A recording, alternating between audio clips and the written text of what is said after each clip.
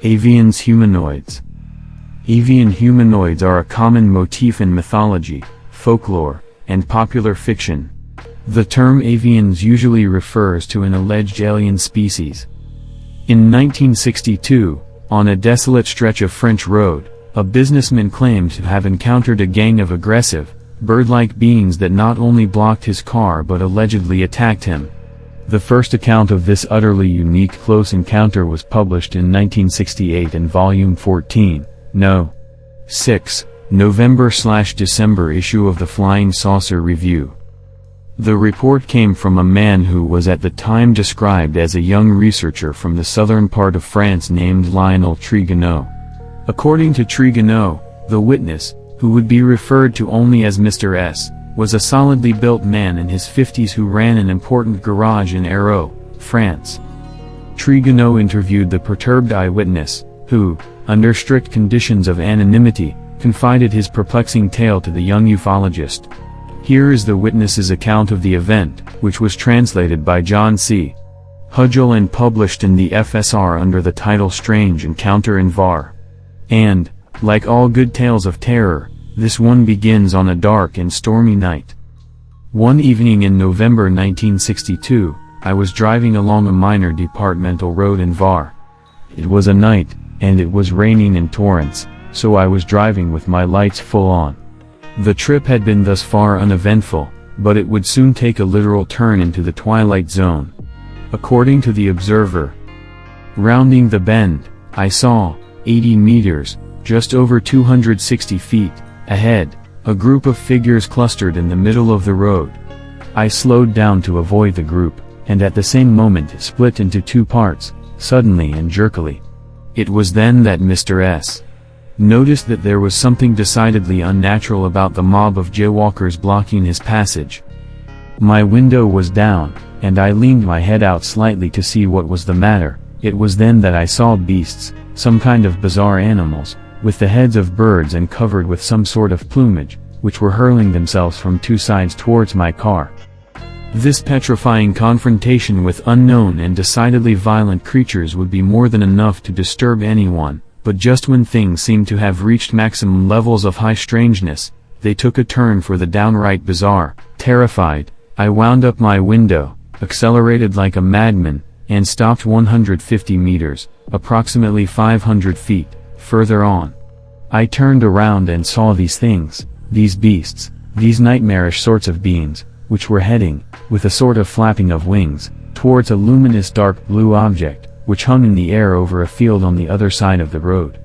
Mr. S. then described this ostensibly extraterrestrial vehicle in more detail. It resembled two plates, upside down, placed on one another. As if a flock of attacking birdmen and a hovering UFO would not strain the sanity of even the hardiest individual, Mr. S.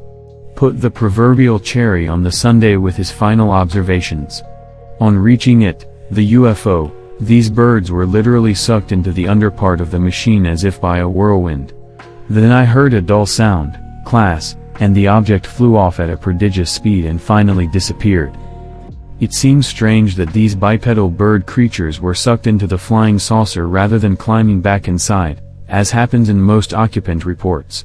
As bizarre as this may sound, one almost can't help but wonder whether these beasts were actually piloting the UFO seen by Mr. S. or if they represent some kind of alien pet, or even food source, kind of the equivalent of intergalactic free-range chickens. After all, extraterrestrials have got to eat too.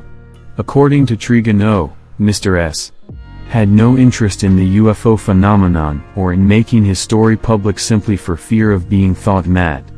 Even if the witness had no interest in pursuing the origins of these creatures, the rest of us are left with the conundrum of just what the heck did this middle-aged garage manager see on that rain-drenched eve back in 1962. The editor who commented on the FSR story sagely, especially considering this was back in 1968 when it was a daunting task to correlate such disparate accounts, felt that this story was important, especially in light of the Mothman report filed by John Keel in the magazine's July/August 1968 edition. In 1849, Sir Austen Henry Layard, an English archaeologist and global explorer, found himself among the ruins of ancient Babylon in southern Mesopotamia. It was there he discovered the first pieces of what would eventually become one of archaeology's most controversial puzzles, cuneiform tablets. But the idea that this ancient civilization knew of distant star systems and had interacted with extraterrestrial life started with a controversial researcher and author named Zecharia Sitchin. His ancient alien theory attributes the beginnings of Mesopotamian society to a race of bird-like beings known as the Anunnaki, who traveled from a distant 12th planet called Nibiru. Sitchin argues that there are Sumerian texts that tell the story that 50 Anunnaki, inhabitants of a planet named Nibiru, came to Earth approximately 400,000 years ago with the intent of mining raw materials, especially gold, for transport back to Nibiru. With their small numbers, they soon grew tired of the task and set out to genetically engineer laborers to work the mines. After much trial and error, they eventually created Homo sapiens sapiens, the Adapa, model man, or Adam of later mythology. Sitchin contended the Anunnaki were active in human affairs until their culture was destroyed by global catastrophes caused by the abrupt end of the last ice age some 12,000 years ago. Seeing that humans survived and all they had built was destroyed, the Anunnaki left Earth after giving humans the opportunity and means to govern themselves.